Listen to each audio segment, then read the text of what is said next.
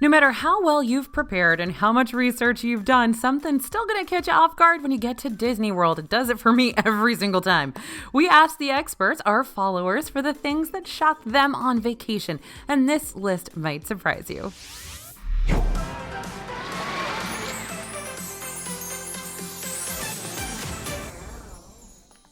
Hey everybody, it's AJ for Disney Food Blog. You know it's going to be hot and humid in Florida, but are you really prepared for 100+ degree heat index and 90% humidity? How about how annoying it can be to navigate Disney World with a stroller? Or that you'll have to perform the ultimate balancing act to get your lunch over to your family? There are quite a few things our followers and our team weren't prepared for in Disney World. Today we're going to make sure you are prepared, so get ready to take those notes. Let's talk about restaurants closing early. All right, it's the end of your long day in the park. You've watched the fireworks, you just hopped off your last ride, and what you could really go for is a snack, but no restaurants are open. Even some of our team members, myself included, have been shocked to find ourselves without a late night meal. Here's a quote: "Was totally not prepared for dining locations to shut down super early in places like Magic Kingdom or EPCOT. Mexico food booths shut down an hour and a half early when I was there in June. A bunch of quick service places closed early in Magic Kingdom. Kind of lame." Right now, a lot of restaurants still aren't back to their full pre-pandemic hours of operation, something that can catch the longtime Disney pros off guard. But even during normal times, it's not uncommon for restaurants and snack kiosks to start shutting down just before the fireworks start or about a half hour before the parks close. Often the only things that will be open at the very end of the night are shops on the way out of the park, like the Emporium on Main Street or the shops on Hollywood Boulevard. Every once in a while, there's one quick service restaurant that stays open a little bit later, but usually you're not going to be able to get a meal there after fireworks. Now you can get some prepackaged snacks in the Emporium or maybe the confectionery, but if you're looking for a hot meal, you're going to have to search elsewhere. Check the hours of your hotel's quick service restaurants or grab and go locations. Some are going to be open until 11 p.m. or later. Now remember, those 24-hour spots like Captain Cook's are still operating with limited hours right now. They are not back to 24 hours. If it's after 11 p.m., you can head to Disney Springs, where a few restaurants, the Edison, Jock Lindsay's Hangar Bar, STK, along with a few others, are sometimes open until 1 a.m. But keep in mind that right now, nearly all of Disney Springs closes down by around 11:30 p.m. All right, now, this next one didn't used to be an option, but it is now. Thank goodness. You can check Uber Eats, Grubhub, DoorDash, your favorite food delivery service, to see if there are any late night delivery options that you can have delivered to your hotel lobby. Didn't used to be an option. So glad it is now, because you guys know I'm all too often sitting on my bed eating a gas station sandwich in the middle of the night because I'm starving. So Uber Eats, Grubhub, DoorDash, those are my go-tos at this point. But all of our reporters will tell you, even after a long day of eating in Disney World, if you've been going from rope top to fireworks, and then after that, you are hungry afterwards, and there's a lot of stopping at Taco Bell or over at the McDonald's on Disney World property on the way back home.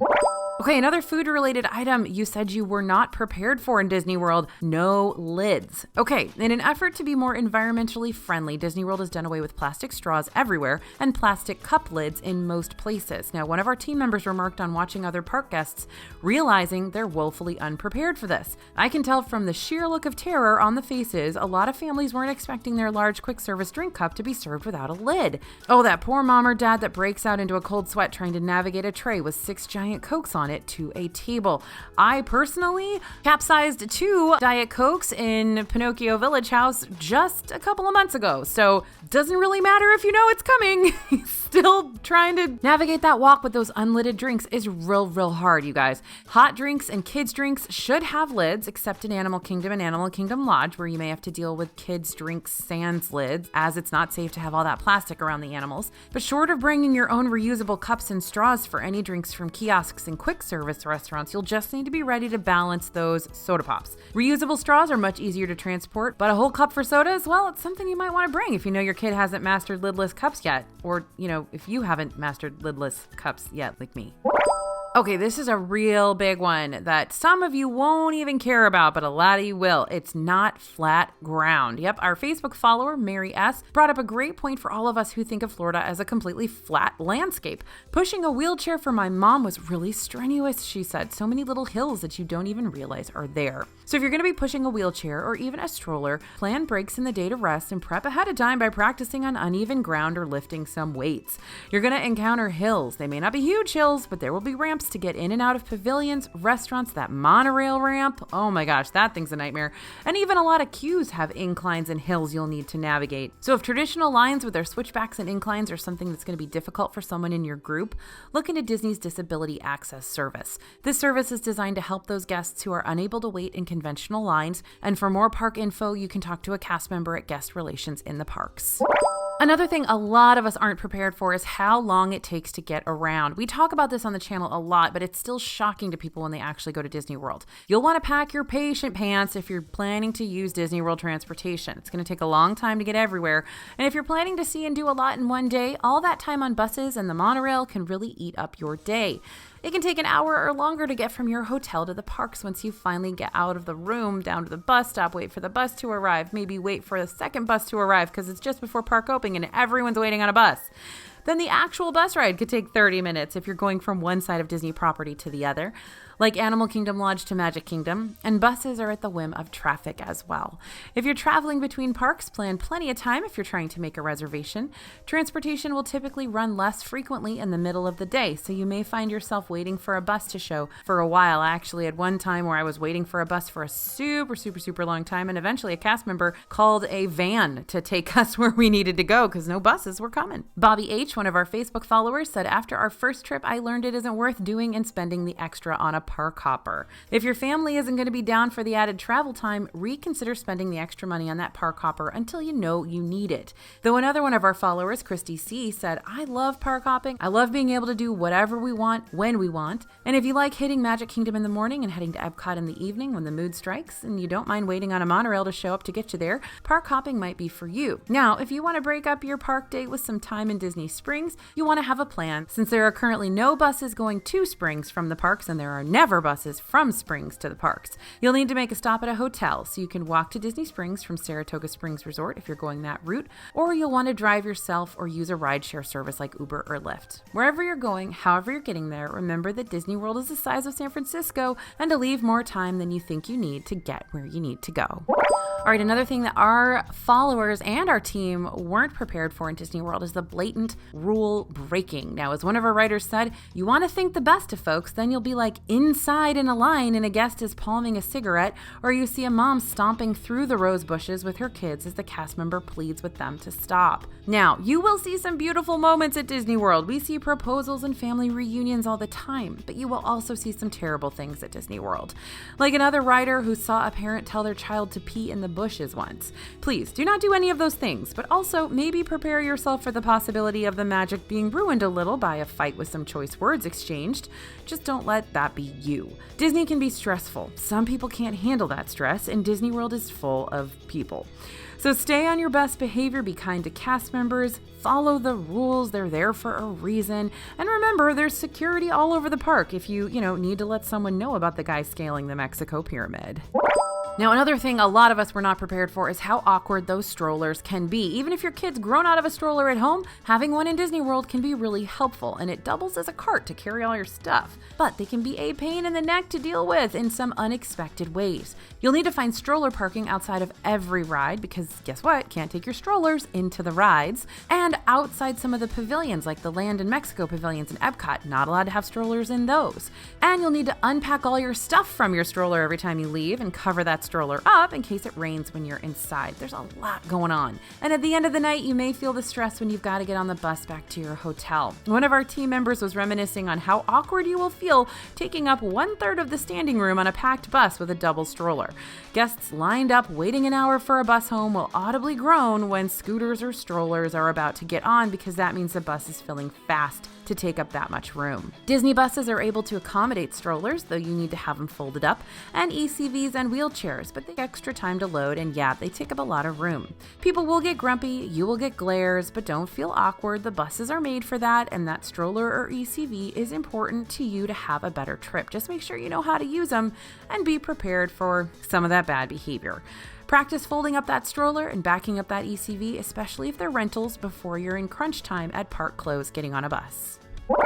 Another thing our followers and our team members weren't prepared for in Disney World is how impressive it really is. Not everything is going to be stress and endless bus rides. A lot of our Facebook followers were caught totally off guard by how impressed they were with the parks. Heather C. said, "I was not prepared to be awed the first time I went to Magic Kingdom. I went for the kids and grandson thinking it would be just like any other amusement park.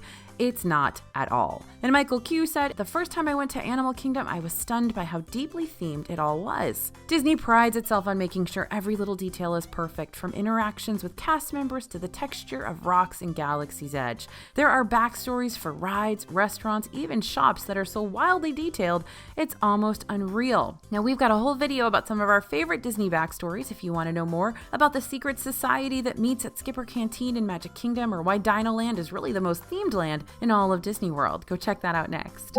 That said, another thing we weren't prepared for in Disney World is how easy it is to get stressed out. Elizabeth R. on Facebook knows just how easy it is to lose my temper with the kids. And Amanda P. was unprepared for how grumpy we'd all get when tired and peopled out. A midday break is a must for me. Not everything is magical. Your family will drive you nuts. You're not usually with them 24/7, and you're not usually spending this much money and harboring such high expectations for it being worth the price. You're usually not this tired. You're usually not this overstimulated.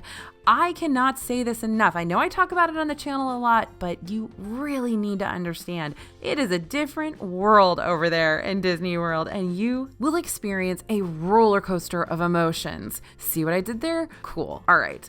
Now, Disney is tough. You're spending thousands of dollars expecting everything to be picture perfect, but spoiler alert, not everything is going to be perfect.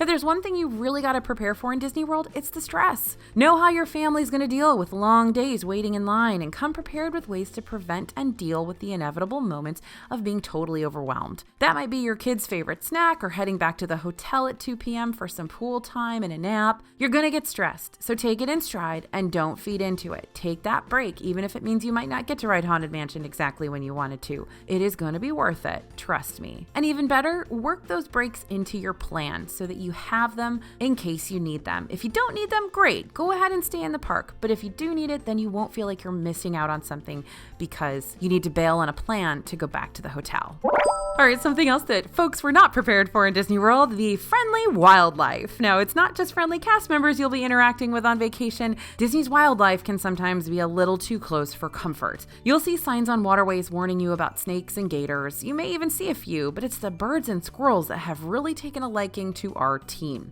As we've seen recently, squirrels, birds, especially those ones near Flame Tree Barbecue in Animal Kingdom, and ducks have no shame walking up and taking your French fries or nugs. Our team has had a few recent run-ins with the birds in EPCOT. A bird jumped on my table and ate my nachos in Mexico a few days ago. In the America Pavilion in EPCOT, those birds are ruthless, jumped on our table, stole our nuggets.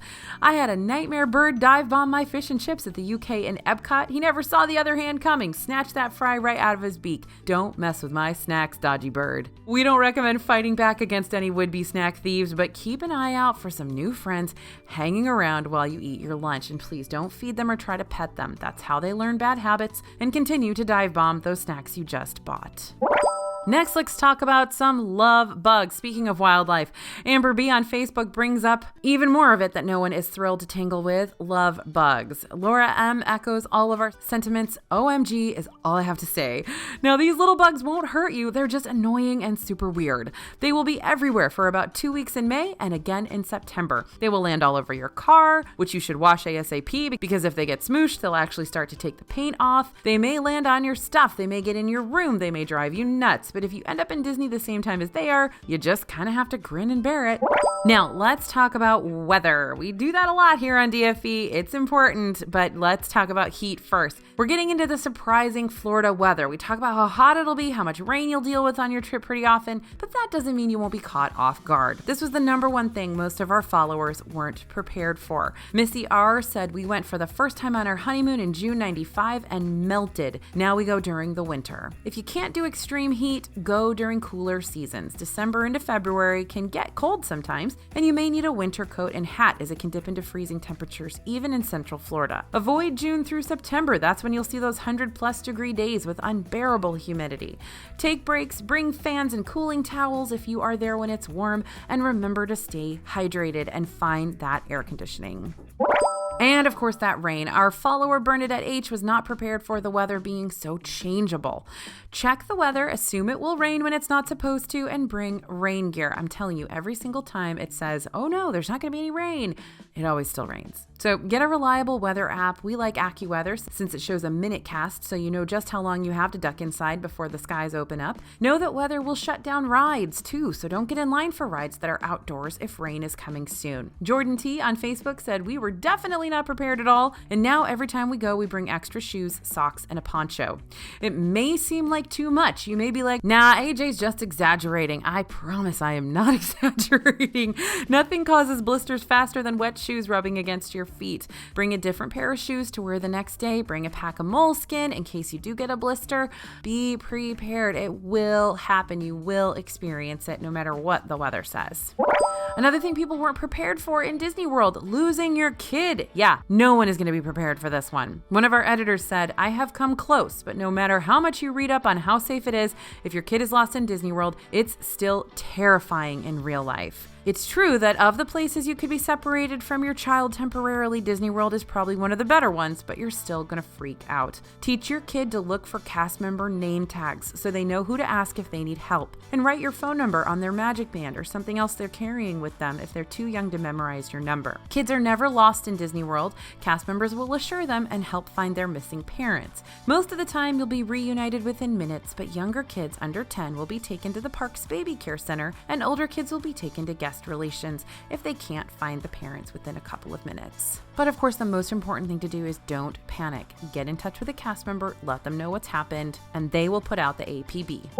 Another thing a lot of folks aren't prepared for in Disney World, being let down. Okay, this is a sad one, but you gotta be prepared for it. You're spending all that money, and the last thing you want is to feel let down by Disney, but sometimes it can happen. This can be true for those of you visiting for the first time. If something doesn't live up to your expectations, like you finally get to ride Rise of the Resistance, you booked your whole trip around that particular ride, and it's just sort of meh. Yeah, that happens a lot. And you might be feeling like you wasted your money. And for those mega Disney fans, new stuff can be a letdown after years of waiting. One of our team members wasn't prepared for her first visit to Star Wars Galaxy's Edge, probably the most hyped new land ever. She said, first time at Galaxy's Edge, I was like, okay, this is fine, I guess. And a lot of our team, and maybe you, weren't so impressed with Millennium Falcon Smuggler's Run or the weird space food. Blue milk is not my jam.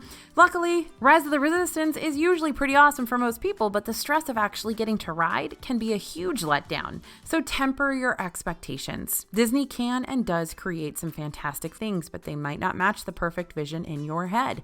But that doesn't mean you can't have fun.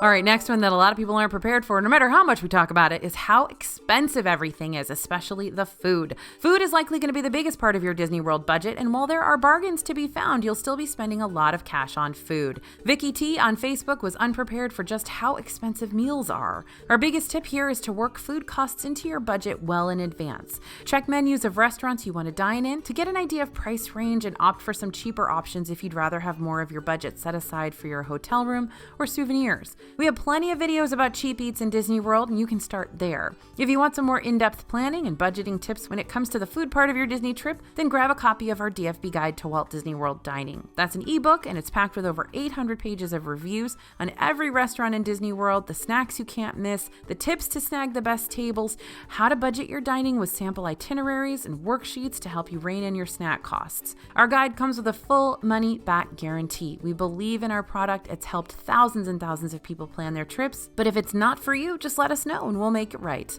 You can find our massive guide to Walt Disney World Dining along with our snack and festival guides over at dfbstore.com. Our YouTube followers get a special promo code too. Use code YouTube for your discount.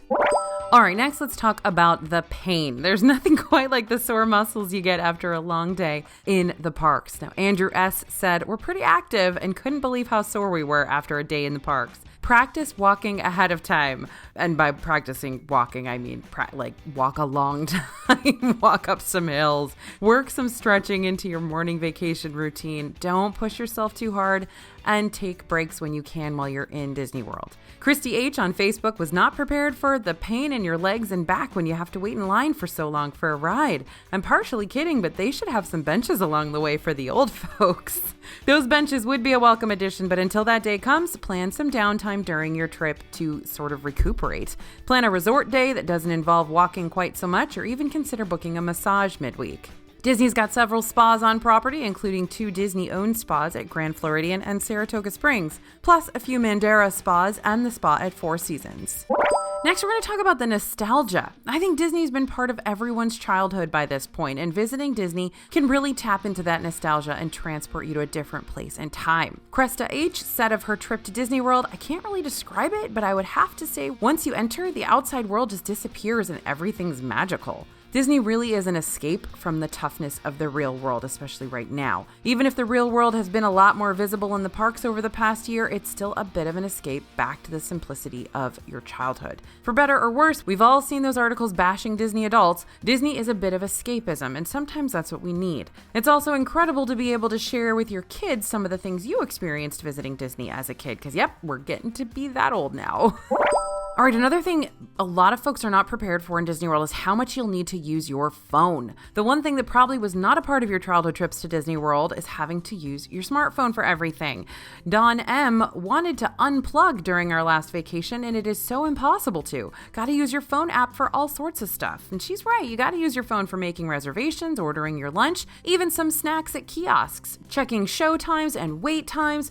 You can get into your room using your phone, and so much more. And it's about to get even worse. So know what you need to do, know what you need your phone for, and what you can do the old-fashioned way if you do want to unplug. You'll definitely need it for your Hollywood Studios day if you want to ride Rise of the Resistance, but a lot of other things can be done ahead of time so you can stay off your phone a bit more during your trip. Keep hard copies of your plans just in case something goes wrong and you aren't able to pull up your dinner reservation in the app as well. I love screenshotting that stuff. And bring a charger so that phone stays charged when you need it. Okay, now this next one is a big one that is pretty new, and that's long lines for things other than rides. You're expecting to wait in line for rides, especially since FastPass hasn't returned yet. It's all standby lines still. But what about lines for restaurants and lines for cookies? Some restaurants and lounges that don't take reservations in advance can get pretty long waits to get inside, like Nomad Lounge in Animal Kingdom and Trader Sam's at the Polynesian. Those are the big ones you got to watch out for. And you may encounter a line before those lounges even open just to get onto the wait list to dine there. If you're eyeing some limited edition merchandise like popcorn buckets or souvenir glasses, you might have to wait a while to get your hands on them. Again, Trader Sam's can generate some big lines when they release a limited edition tiki glass, and we saw 3-hour lines for some merchandise drops last year. Even cookies can garner an hour-plus wait. Gideon's Bakehouse in Disney Springs is using a virtual queue to enter the shop in order to buy their award-winning, amazingly delicious cookies. Sign up for that queue as soon as you arrive in Disney Springs so you can get in there ASAP before the really great flavors sell out. Well, they're all great, but you know what I mean. And they close that virtual queue pretty early in the evening, so if you don't get there early, you're not going to even get on the list. Now, I already mentioned how long it's going to take you to get around Disney World, but a lot of that time might be spent waiting in line to get on that bus or monorail. James W. was unprepared for the line at the Caribbean Beach Skyliner station to always be 45 minutes long in the mornings. Everyone's going to be using Disney transportation in the morning right at or before park opening, and then at the end of the night after fireworks and when the parks close. So arrive real early if you want to be the first one to get on the Skyliner or bus to head to the parks, and take your time leaving the parks at the end of the night for crowds to thin out a bit before you hop in line. Okay, now some of our Facebook, Instagram, and other social media followers were not prepared for carrying so much stuff. Courtney C. on Facebook made the mistake of being a little too prepared, she said. It's not what I wasn't prepared for that was the problem. I listened to all the comments about what you must have, and it made my bag real heavy, and I really only used one thing. Next time it's wallet, and that's it. You can find plenty of ultimate packing guides that are going to list out everything that you might possibly need in the parks, but not everyone's going to need all that stuff. Maybe go on a day outing at home first to test out what you and your family really need on hand before you lug all that stuff around the parks. If you need to have a lot of things nearby, consider renting a locker. They're in each of the parks and you can store your stuff without having to carry a heavy bag. This is good if you need a change of clothes or an extra pair of shoes or bottles of water, but don't need them on your person at all times. Now, the amount of walking really surprises people who go to Disney World, even though we talk about it all the time. It is not an exaggeration that you'll walk nearly 10 miles every day in Disney World, and all that walking is going to mean sore feet and straight up exhaustion. Eric W. was not ready for walking 8 miles a day for days in a row in shoes I had broken in already, but still got blisters. Blisters are no joke, and even your most beloved shoes can wreck your trip. Blisters on day one is going to mean a rough rest of your trip. No joke, you guys. A couple of trips ago, I literally had to go buy socks in a store because I needed more padding under my feet because the blisters were so bad, and it was excruciating. So just don't let yourself get to that point. Don't be like me. Fix it first. Bring backup shoes. Swap out day to day so you aren't wearing the same pair that's rubbing in the same spot day in and day out. And try to reduce the amount of walking where you can. Plan out your rides so you're hitting them in order and you aren't running back and forth across the park. Now, a lot of people right now are underestimating crowds as well because the crowds are really erratic in Disney World at the moment. We've slowly been seeing crowds in the park tick up. We're nearing what things looked like before the closures in terms of how busy they are, which is never really ideal, but it can be downright shocking sometimes, especially in the middle of a pandemic. Elaine G regrets underestimating how busy it gets in the parks, especially on the weekends. Yeah, weekends are always going to be busiest because you got everyone who's visiting from far away, plus a whole bunch of locals who visit just on weekends. Most people will start their trip on the weekend, and most people will start in Magic Kingdom, which can mean huge crowds there on Saturday and Sunday. EPCOT, when there's a festival going on, also tends to be a lot more crowded on the weekend. Check crowd calendars to try to get an idea ahead of time for what to expect as far as how busy it's going to be, and avoid holidays and long weekends to stay away from the largest crowd levels in Disney World. Also, try traveling during the off-season if you can. January through mid-February, again, avoiding those holidays, and August into September. But honestly, right now, we are seeing really, really erratic crowds. We're seeing parts of parks being super full and crowded and parts of parks being empty. This is what we've been seeing since Disney World reopened in 2020. So I think it's going to continue to be really difficult to predict, but definitely the crowds are getting worse. Now, this is a super interesting thing that our followers were not prepared for. Buzzkills. Lore Ash, one of our Instagram followers, was shocked to find a surprise Aunt Susan in my group. I had no idea, she said. I love that. Thank you for talking about Aunt Susan. That's so fun. Those Aunt Susans, they might sneakily wreck your trip. They're going to push everyone a little bit too far, get a little too upset about things that don't really matter. Often they're just a bit of a buzzkill. You may end up in Disney with someone who you thought traveled well and would really enjoy their time, and they are just not having it. The lines, the crowds, they're ready for a Cosmo by the pool after your second 45-minute wait for a ride. You know your group, and if you suspect you might have a secret Aunt Susan, try to head off the meltdowns. Make sure everyone's included in making plans. Everyone gets a say in what you do, and when you do it, have her or him listen to this video so they know what they need to be prepared for, and give everyone a little bit of control. Make it a group effort. Also, if someone starts to emerge as a negative Nelly or an Aunt Susan on your trip, split up. Let them go back to the hotel. Let them go to the restaurant they want to go to, and you guys go to another restaurant. Like, don't be afraid to split up the group if someone's unhappy with what's going on, because that negativity is contagious. Okay, now this one's a weird one, and that's sticky hand sanitizer. A surprising and new unexpected hiccup in your Disney trip, gross hand sanitizer. Now, all sanitizer is gonna, sanitize your hands, but they are not all created equal. I think that's a weird lesson we've all learned over the past year and a half. Little G Hollister on Instagram lamented the sticky hand sanitizers. Bring your own. Pack some in your bag. I bring a big bottle and refill my little travel size bottle to take into the park, so I never have to be at the whim of whatever is in the sanitizer pumps in the park, because sometimes they're like lumpy and gritty. It's so weird. And sometimes they don't even get refilled on time. So I always have my little travel hand sanitizer that, again, like I said, I fill every night in my hotel room. So I've got my stuff that I like that isn't sticky and weird and gritty. Next one that people aren't prepared for, construction. We are all sick of Walcott by now, right? Maybe you've been lucky enough to not have to experience the currently wildly confusing layout of full construction walls that is the front of EPCOT at the moment, but it's not fun and it's continually confusing.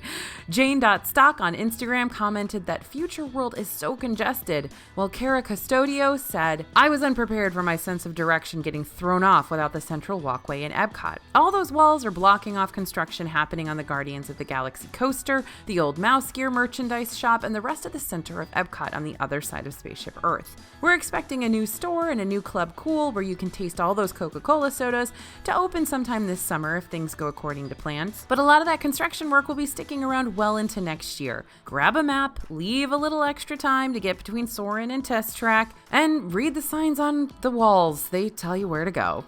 Something else people were not prepared for, the emotions. Yep, how you feel about a fireworks show really might surprise you. I'm a pretty sarcastic, down-to-earth, unemotional person, and sometimes it gets rough, you guys. Grown adults are crying in Magic Kingdom all the time, and it's not because they just saw their credit card bill. Becca L. said, I still cry every time I see the castle at the end of Main Street. Like I said, Disney lets you vacation outside of the real world, which can mean you might let your guard down because you don't have all that real-world stress, or maybe just having a bunch of emotions on top of that stress will just break you down. I don't know. Crying can be therapeutic though, so if you find yourself tearing up when Tink flies across the castle hub, know that you're not alone. A lot of our followers were caught off guard by the strong emotions they felt in Disney World. Now, let's talk getting sick next. Our team has dealt with some tough stuff during their trips. We've all been to Disney World a lot, which means we've seen it all. The worst has got to be when you or your family gets sick on vacation. One of our DFB team members said our trip crawled to a stop while we figured out how to get meds at the time for the kiddo and for hubby. It meant making peace with him sleeping all day in the room while we had fun. If you get sick, make sure to take care of yourself. Disney's got a lot of over-the-counter meds in their hotel gift shops, and if you're in the parks, you can swing by first aid. They have individual doses for you there. Disney even offers transportation to local urgent care centers should you need medical attention. And obviously, if you're feeling under the weather, take stock of your symptoms, and if you're contagious or potentially contagious, please stay away from others. If you're concerned about COVID exposure, talk to a cast member at your hotel via phone. Disney has systems in place to handle and help out any guests who may be experiencing COVID symptoms. You can absolutely get tests on property to find out what's going on. Now, I can remember my husband getting food poisoning in Disney World, and that was an awful 3 days where he was just bedridden for, I think our trip was 4 days total, and he was there in the room for 3 days. So that was my first time kind of experiencing a solo trip to Disney World. And it was a lot of fun. Not gonna lie. So maybe that was kind of the beginning of what I do for a living. All right, next thing a lot of folks are not prepared for, Disney traffic. This is less catastrophic than getting sick, but it's still a nightmare to deal with. Disney Springs on the weekends can be a headache-inducing experience if you're planning to drive yourself. One of our team members recommends that you don't take your own car. Use Disney transportation and get there in advance. Nothing more stressful than watching your boathouse reservation window tick by while you're waiting in traffic. And this 100% happened to me as well. I had a Wine Bar George reservation. I was in traffic to get to Disney Springs for over an hour, literally over an hour, just sitting in front of Disney Springs in traffic trying to get there. So plan for some major traffic getting into parks in the morning as well. Toll booth lines at the entrance to parking lots and at the parks can get outrageously long just before and at park opening. If you're on a Disney bus, they thankfully get to bypass that wait, but you'll still have to do the whole transportation waiting game. So driving yourself and taking a Disney bus may take about the same amount of time first thing in the morning.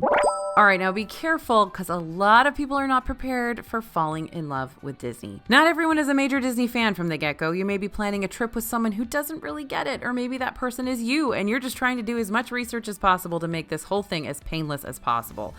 Well, watch out because you might find yourself feeling differently after you arrive. Kim R. was not a big Disney fan, but shocked how much we love Disney World. And Carissa R. said, I really didn't think I'd like it as much as I did. While Lisa F. was surprised by how much my husband would love it. He loves thrill rides, which is sort of limited at Disney World. When given the choice, he will choose Disney World over anywhere else. Your family member who was not so into Disney may find out they really enjoy it. There's something for everyone. There's no one-size-fits-all trip and plenty of non-Disney things to do that can win over even the biggest anti-Disney folks. We've got a video about some of those less Disney-fied activities, so check that out after this.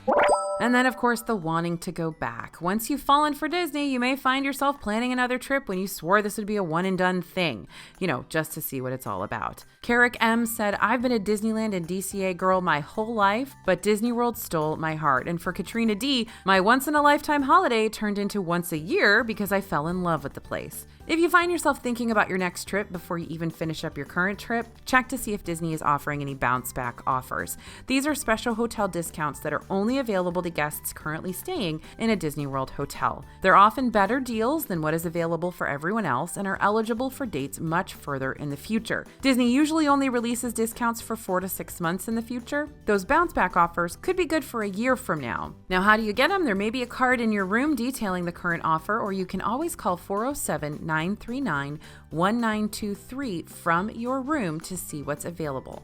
If you change your mind after booking, you can always reschedule or cancel that trip, but you won't be able to get that offer once you leave Disney World. Pretty tricky, huh?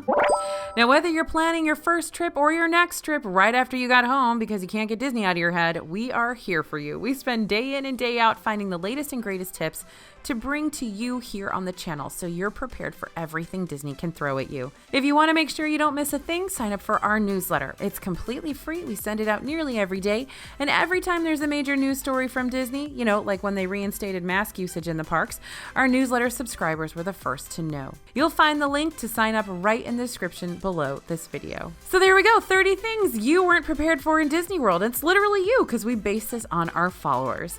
I hope these have been helpful, and I thank you so much for listening. Thanks for watching. For those of you that are subscribers, we really, really appreciate you coming back time and again to experience Disney World with us. As always, this is AJ for Disney Food Blog, and we'll see you real soon.